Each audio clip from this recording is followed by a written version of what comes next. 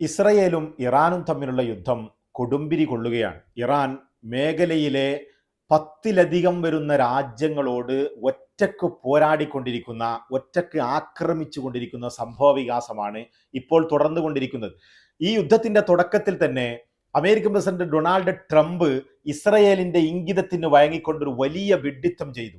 തലവെട്ടൽ തന്ത്രം, നെതന്യാഹുവിന്റെ തലവെട്ടൽ തന്ത്രത്തിന് കൂട്ടുനിന്നു എന്നുള്ളതാണ് നമ്മൾ ഇന്ന് ചർച്ച ചെയ്യുന്ന വിഷയം.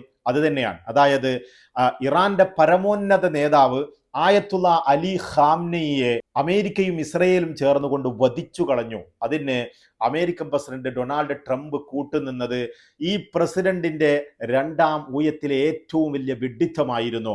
അതിൻ്റെ അനന്തര ഫലങ്ങൾ അമേരിക്ക എത്തരത്തിലാണ് അനുഭവിക്കാൻ പോകുന്നത് എന്നതാണ് നമ്മൾ ഇന്ന് ചർച്ച ചെയ്യുന്നത്. അതിനു മുമ്പ് നമുക്കറിയാം, ഇറാൻ, ഇസ്രയേലും അമേരിക്കയും ചേർന്ന് ഇറാനെ ആക്രമിച്ചത് മുതൽ ഇറാൻ ഒറ്റക്ക് നിന്നുകൊണ്ട് വിവിധ 10ലധികം വരുന്ന രാജ്യങ്ങളോട് പോരാടിക്കൊണ്ടിരിക്കുകയാണ്, ആക്രമിച്ചു കൊണ്ടിരിക്കുകയാണ്.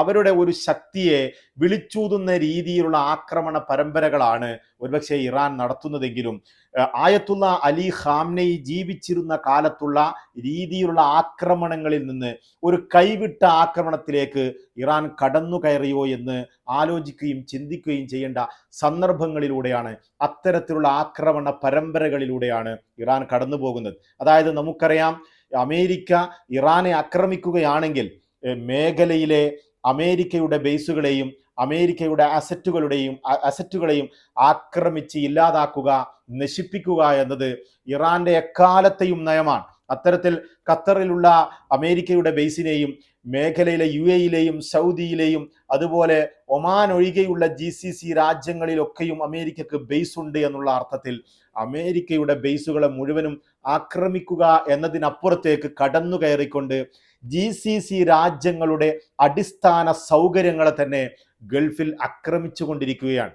ഈ ഒരു തന്ത്രം ആയത്തുള്ള അലി ഖാംനെയ്ക്കപ്പുറത്തേക്ക് ഇപ്പോൾ ഇറാന്റെ വിദേശകാര്യ മന്ത്രിയോട് എന്തിന് നിങ്ങൾ ഗൾഫിനെ ഗൾഫിന്റെ ഫെസിലിറ്റികളെ ആക്രമിക്കുന്നു എന്ന ചോദ്യത്തിന് അത് IRGCയോട് തന്നെ ചോദിക്കണം എന്ന രീതിയിലാണ്. അതായത് ഇറാന്റെ രാഷ്ട്രീയ തലവും ഇറാന്റെ പരമോന്നത നേതാവിന്റെ കീഴിൽ വരുന്ന IRGCയുടെ തലവും തമ്മിലുള്ള ബന്ധം ഒരുപക്ഷെ വഷളായിരിക്കുന്നോ, അല്ലെങ്കിൽ അത്തരത്തിലുള്ള രീതിയിലേക്ക് IRGC സ്വന്തം തീരുമാനമെടുക്കുന്നതിലേക്ക് IRGCയെ നയിക്കുന്നവർ ഒരുപക്ഷെ ആയത്തുള്ള അലി ഖാംനെയിയേക്കാൾ കടുത്ത നയമുള്ള ആളുകളായി മാറിയോ എന്ന ചിന്തയിലേക്കാണ് ഇത്തരത്തിലുള്ള ആക്രമണങ്ങൾ പോകുന്നത്.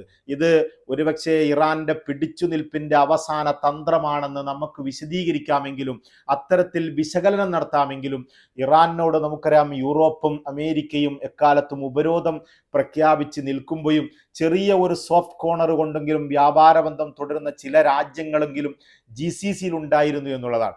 അത്തരത്തിലുള്ള ഗൾഫ് രാജ്യങ്ങളെയാണ് ഇപ്പോൾ ഇറാൻ ആക്രമിച്ചുകൊണ്ട് മേഖലയിലെ നെയ്ബർ രാജ്യങ്ങളെ കൂടി ശത്രു പട്ടികയിലേക്ക്, ലിസ്റ്റിലേക്ക് വിളിച്ച് വരുത്തുന്ന രീതിയിലുള്ള ആക്രമണങ്ങൾ ഇറാൻ തുടരുമ്പോൾ ആയത്തുള്ള അലി ഖാംനെയിയെ വധിച്ച അമേരിക്കൻ പ്രസിഡന്റ് ഡൊണാൾഡ് ട്രംപിന്റെ നയം, തലവെട്ടൽ തന്ത്രം ഏറ്റവും വലിയ പരാജയത്തിലേക്കാണ് പോകുന്നത് എന്നാണ് നമ്മൾ ഇന്ന് വിശദീകരിക്കുന്നത്.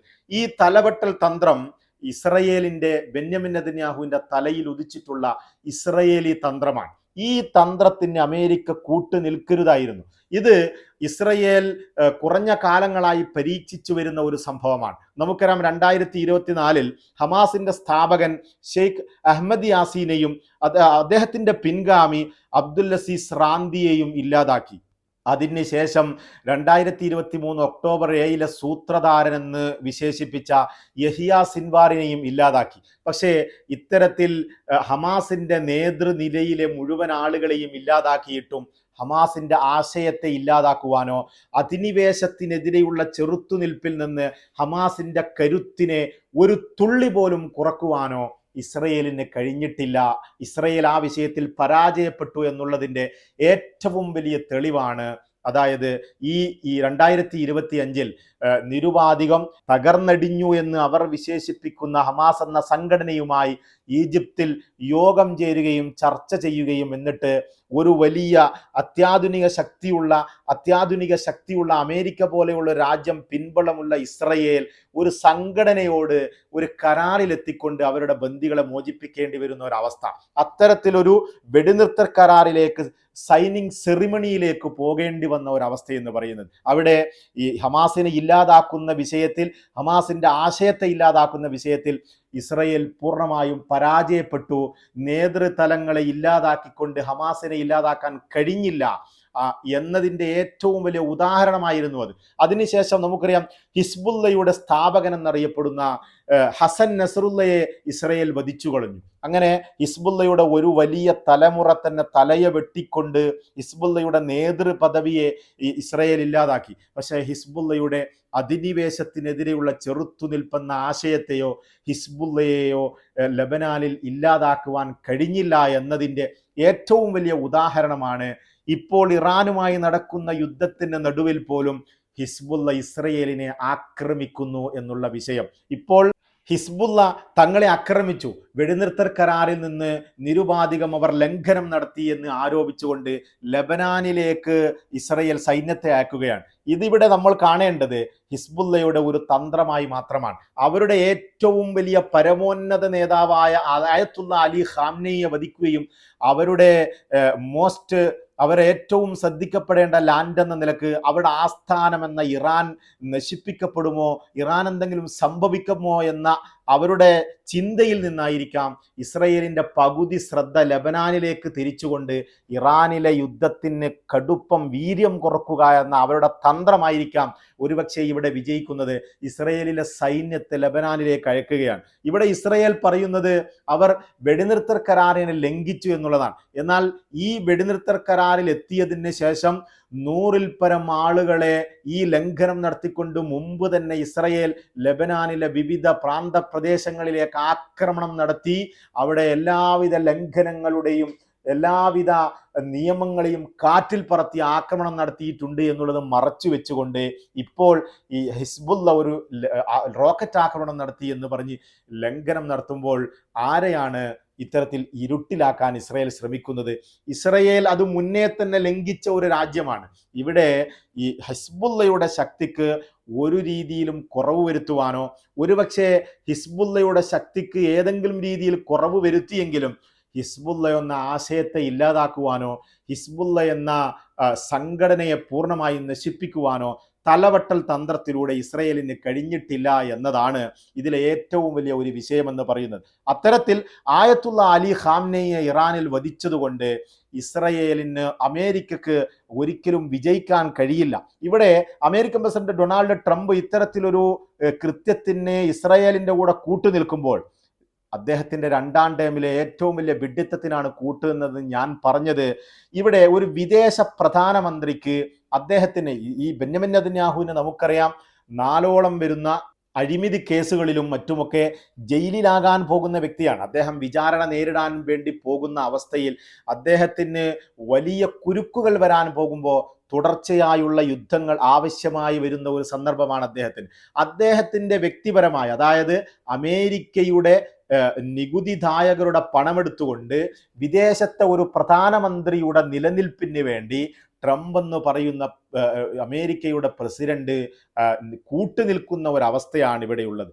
ഈ ബെന്യാമിൻ നെതന്യാഹുവിൻ്റെ നിലനിൽപ്പിന് വേണ്ടിയാണ് ഇത്തരത്തിൽ ചെയ്തു കൂട്ടുന്നത് എന്നത്, അതിൻ്റെ അനന്തരഫലം അനുഭവിക്കാൻ പോകുന്നത് അമേരിക്ക മാത്രമായിരിക്കും. കാരണം ഇത്തരത്തിൽ ഒരു വലിയ നേതാവിനെ, അതായത് ഈ യുദ്ധത്തിന് മുമ്പ് നമുക്കറിയാം വിദേശകാര്യമന്ത്രിയുടെ നേതൃത്വത്തിൽ അലി ഖാംനെയുടെ ഭരണകൂടം അമേരിക്കയുമായി ഒരു ചർച്ചയ്ക്ക് തയ്യാറായതാണ്. അമേരിക്കയുമായി ചർച്ചയ്ക്കില്ലെന്ന് പറഞ്ഞ ഇറാൻ പരമാവധി വിട്ടുവീഴ്ചകളുടെയും മേഖലയിൽ ഒരു സമാധാനം ആഗ്രഹിച്ചുകൊണ്ടും ചർച്ചയ്ക്ക് തയ്യാറാവുകയും അത്തരത്തിൽ ചർച്ച മുന്നോട്ട് പോകുന്നതിനിടയിലാണ് ടേബിളിലേക്ക് ആക്രമണം നടത്തി എന്ന് വന്നോണം ഇത്തരത്തിൽ അമേരിക്കയിൽ ആക്രമണം നടത്തുന്നത്. ഇക്കഴിഞ്ഞ ദിവസം സ്റ്റേറ്റ് സെക്രട്ടറി റൂബിയോ പറയുന്നത് ഇസ്രയേലിൻ്റെ മുൻകൂട്ടിയുള്ള ആസൂത്രിതമായ ആക്രമണത്തിന് ഞങ്ങൾ കൂട്ടുനിൽക്കുകയായിരുന്നു എന്നുള്ളതാണ്. അത്തരത്തിൽ നോക്കുമ്പോൾ ഈ ചർച്ചയ്ക്കിടെ എല്ലാ നിയമങ്ങളെയും ലംഘിച്ചുകൊണ്ട് ഇസ്രയേലിന് വേണ്ടി അമേരിക്കയുടെ നികുതി പണം ചിലവാക്കിക്കൊണ്ടാണ് ഈ യുദ്ധത്തിൽ അമേരിക്ക പങ്കിടുന്നത്. ഇത്തരത്തിൽ ഒരു തലവെട്ടൽ, ഇത്തരത്തിൽ വിട്ടുവീഴ്ചക്ക് പോലും തയ്യാറാകാൻ സന്നദ്ധനായി നിന്നിരുന്ന, തങ്ങൾക്ക് കഴിയാവുന്ന മേഖലയിൽ മാത്രം, ഒരിക്കലും ഒരു കീഴടങ്ങലല്ല, ഒരു കഴിയാവുന്ന മേഖലയിൽ തങ്ങൾ ആണവായുധം നിർമ്മിക്കുകയില്ല എന്ന് ഉറപ്പ് കൊടുത്തുകൊണ്ട് ഒരു ചർച്ചയ്ക്ക് തയ്യാറായ ആയത്തുള്ള അലി ഖാംനെയെ ഇല്ലാതാക്കുന്നതോടുകൂടി പകരം വരുന്ന നേതാവ് ഒരുപക്ഷെ ഇത്തരത്തിൽ ചർച്ചയ്ക്ക് ഇടമില്ലാത്ത, ഒരിക്കലും ഒരു വിട്ടുവീഴ്ചക്കും തയ്യാറാവാത്ത ഒരു നേതാവായി ഇറാന്റെ നേതൃപദവിയിലേക്ക് ഒരാൾ വരുമ്പോൾ മേഖലയിലെ തന്നെ GCC രാജ്യങ്ങളും അമേരിക്കയുടെ സഖ്യരാഷ്ട്രങ്ങളുമാണ് അതിൻ്റെ അനന്തരഫലം അനുഭവിക്കാൻ പോകുന്നത് എന്നുള്ളതാണ് ഏറ്റവും വലിയ വിഷയം. ഇപ്പോൾ ഇത്തരത്തിലൊരു തലവെട്ടൽ യുദ്ധത്തിലേക്ക് അമേരിക്ക കടക്കുമ്പോഴും അതിൻ്റെ അനന്തരഫലമായി അനുഭവിക്കുന്നത് ആരാണ്? അമേരിക്ക എക്കാലത്തും സുരക്ഷ ഏറ്റെടുത്തു നിന്നിരുന്ന അമേരിക്കയുടെ സഖ്യരാജ്യങ്ങളായ ഗൾഫ് രാജ്യങ്ങളുടെ എല്ലാവിധ ഫെസിലിറ്റികളെയും ഇറാൻ ആക്രമിച്ചു കൊണ്ടിരിക്കുകയാണ്. അതിൽ തന്നെ നമുക്ക് വളരെ ഉത്തരം വ്യക്തമാണ്. അലി ഖാംനെയുടെ ഭരണകൂടം ഒരിക്കലും GCCയുടെ ഫെസിലിറ്റികളെ ആക്രമിച്ചിരുന്നില്ല. ഇപ്പോൾ അലി ഖാംനെയുടെ ശേഷമുള്ള ഭരണകർത്താക്കളുടെ നിയന്ത്രണത്തിലുള്ള ഇറാൻ GCCയുടെ തന്നെ ഫെസിലിറ്റികൾ ആക്രമിച്ചുകൊണ്ടിരിക്കുകയാണ്. അതായത് അലി ഖാംനെയെ വെട്ടിയത് അമേരിക്കക്ക് തലവേദനയാകും. ഇപ്പോൾ അമേരിക്ക പറയുന്നു തങ്ങളുടെ GCCയിലെയും മിഡിൽ ഈസ്റ്റിലെ മുഴുവൻ ആളുകളും ഒളിച്ചോടുക, ബങ്കറിൽ ഒളിക്കുക, ഞങ്ങൾ നിങ്ങളെ രക്ഷപ്പെടുത്തും, GCCയിലേക്ക് ഒരിക്കലും യാത്ര ചെയ്യരുതെന്ന്. അവരുടെ പൗരന്മാരെ വധിച്ചവരെ പിന്തുടർന്ന് വധിക്കുമെന്ന് അവരുടെ പൗരന്മാരെ മിഡിൽ ഈസ്റ്റിൽ ഇറാൻ പിന്തുടർന്ന് വധിച്ചുകൊണ്ടിരിക്കുകയാണ് എന്നാണ് ഇതിൽ നിന്ന് നമുക്ക് മനസ്സിലാവുന്നത്. കഴിഞ്ഞ ദിവസം അമേരിക്കയുടെ റിയാദിലെ എംബസിയിലേക്ക് ഡ്രോൺ ആക്രമണം നടത്തി. എംബസിയിൽ വളരെ വലിയ തീപിടുത്തമുണ്ടായി. ഒമാനിലെ എണ്ണശേഖരങ്ങളിലേക്കും ഗൾഫ് രാജ്യങ്ങളിലെ മുഴുവൻ എണ്ണപ്പാടങ്ങളിലേക്കും എണ്ണ റിഫൈനറി കേന്ദ്രങ്ങളിലേക്കും അതുപോലെ തന്നെ ഖത്തറിന്റെ മേഖലയിലെ തന്നെ ലോകത്ത് തന്നെ ഏറ്റവും വലിയ LNG ഉൽപാദകരായ ഖത്തറിന്റെ LNG സംവിധാനങ്ങളിലേക്കും എനർജി ഫെസിലിറ്റികളിലേക്കും ഇറാന്റെ ഡ്രോൺ ആക്രമണം ഉണ്ടായി. മേഖലയിൽ മൊത്തത്തിൽ ഇപ്പോൾ എണ്ണ വ്യാപാരം തടസ്സപ്പെട്ടിരിക്കുകയാണ്. ഹോർമൂസ് കടലിടുക്ക് അടച്ചു എന്ന് ഇറാൻ പ്രഖ്യാപിച്ചു. മേഖലാ യുദ്ധമായിരിക്കും ഞങ്ങളെ തൊട്ടാൽ ഉണ്ടാവുക എന്ന് പറഞ്ഞത് ദിവസങ്ങൾ കൊണ്ട്, മിനിറ്റുകൾ കൊണ്ട് തന്നെ മിഡിൽ ഈസ്റ്റ് മേഖലയാകെ പരക്കുന്ന രീതിയിലേക്ക് യുദ്ധത്തെ കൊണ്ടുപോകുവാൻ ഇറാന് കഴിഞ്ഞെങ്കിൽ ഒരു രീതിയിലും ഇപ്പോൾ ട്രംപ് പറയുന്നു ഇറാനിൽ ഒരു കരയാക്രമണത്തിന് വേണമെങ്കിൽ, ദീർഘകാലം 4 ആഴ്ചയിൽ കൂടുന്ന രീതിയിലുള്ള യുദ്ധത്തിന് വേണമെങ്കിൽ അമേരിക്ക തയ്യാറാണ് എന്നാണ്. ഇറാനിൽ ഒരു ഭരണ അട്ടിമറിയാണ് അമേരിക്കയുടെ ഉദ്ദേശം. ഇറാനിൽ അവരുടെ മിസൈൽ സംവിധാനങ്ങളെ നശിപ്പിക്കുക എന്നുള്ളതാണ് അമേരിക്കയുടെയും ഇസ്രയേലിന്റെയും ഉദ്ദേശമെങ്കിൽ ഇറാനിൽ ഒരു ഭരണ അട്ടിമറി നടത്തിക്കഴിഞ്ഞാൽ എന്താണ് വരാൻ പോകുന്നത്? അത്തരത്തിൽ സംഭവിക്കുകയില്ല. സംഭവിക്കുകയാണെങ്കിൽ തന്നെ എന്താണ് സംഭവിക്കാൻ പോകുന്നത്? അതിൻ്റെ പാർശ്വഫലങ്ങൾ അനുഭവിക്കാൻ പോകുന്നത് GCC രാജ്യങ്ങളായിരിക്കുമെന്ന കാര്യത്തിൽ യാതൊരു സംശയവുമില്ല. അതിൽ അമേരിക്കയ്ക്ക് വിജയം കാണാനേ കഴിയില്ല. ഇറാഖിൽ എന്താണ് സംഭവിച്ചത്? ഇറാഖിൽ സദ്ദാം ഹുസൈൻ ഭരണകൂടത്തെ അട്ടിമറിച്ചതിന് ശേഷം ഇറാഖിൽ സംഭവിച്ചത് ഇറാനോട് കൂടുതൽ അടുപ്പമുള്ള GCC രാജ്യങ്ങളോട് എതിർപ്പുള്ള ഇറാന്റെ കൂടുതൽ അടുപ്പമുള്ള ഭരണകർത്താക്കൾ ഇറാനിൽ അധികാരത്തിലെത്തി എന്നല്ലാതെ ഒരു രീതിയിലും അമേരിക്കയ്ക്ക് ഇവിടെ വിജയം കൈവരിക്കാൻ കഴിഞ്ഞില്ല. അമേരിക്കയുടെ കോടിക്കണക്കിന് ഡോളർ വരുന്ന ആസ്തികളാണ് അവിടെ നഷ്ടപ്പെട്ടു പോയത് യുദ്ധത്തിലൂടെ എന്ന് വേണമെങ്കിൽ പറയാം. ഈ ഇറാഖിനെ അട്ടിമറിച്ചതിന് ശേഷമാണ് അവിടെ ഇറാന്റെ പ്രോക്സി ഗ്രൂപ്പുകളും IS പോലെയുള്ള ലോകത്തെ തന്നെ ഏറ്റവും വലിയ തീവ്രവാദ ഗ്രൂപ്പുകളും വളർന്നു വന്നത്. ഇറാഖിനെ ഒരു രീതിയിലും ഒരു വലിയ നല്ല രാജ്യമായി, ഒരു ശാശ്വതമായ പരിഹാരമുള്ള രാജ്യമായി, സമാധാനമുള്ള രാജ്യമായി വളർത്തുവാൻ അമേരിക്കക്ക് കഴിഞ്ഞില്ല. ഈ ഗ്രൂപ്പുകളൊക്കെയും അമേരിക്കയുടെ മേഖലയിലെ താല്പര്യങ്ങൾക്ക് ഭീഷണിയായി ദീർഘകാലം അമേരിക്കൻ ദായകരുടെ നികുതിപ്പണം ഉപയോഗിച്ചുകൊണ്ട് മേഖലയിൽ തുടരാൻ അമേരിക്ക നിർബന്ധിതനായി. അത്തരത്തിലായിരിക്കും ഈ കൺട്രോൾ ആയത്തുള്ള അലി ഖാംനെയുടെ കൃത്യമായ ഭരണ സംവിധാനത്തിലൂടെ നീങ്ങിപ്പോകുന്ന ഒരു ഇറാനെ അട്ടിമറിക്കപ്പെട്ടാൽ ഇറാഖിനേക്കാൾ വലിയ ദുരന്തമായിരിക്കും അമേരിക്കയുടെ സഖ്യരാജ്യങ്ങൾ മേഖലയിൽ അനുഭവിക്കാൻ പോകുന്നത് എന്ന കാര്യത്തിൽ യാതൊരു സംശയവുമില്ല.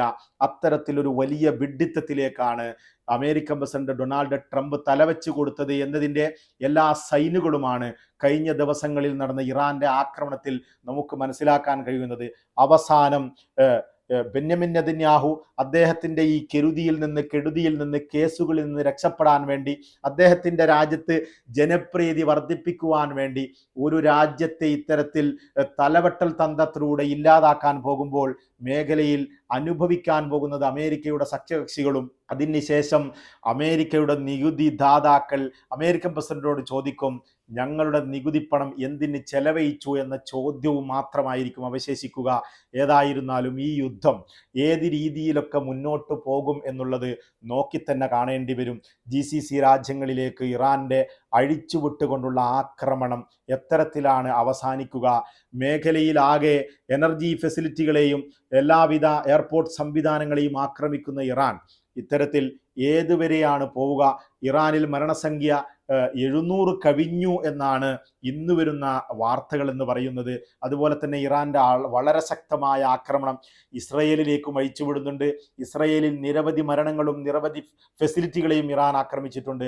പക്ഷേ ഇസ്രയേലിൽ നിന്ന് വാർത്തകൾ പുറത്തുവിടുന്നതിൽ നിന്ന് ഇസ്രയേലി ഭരണകൂടം പിന്നോട്ടടിക്കുകയാണ്, മൂടിവെക്കുന്ന അവസ്ഥയാണ് അവർക്കുള്ളത് എന്ന് തന്നെ വേണം പറയാൻ.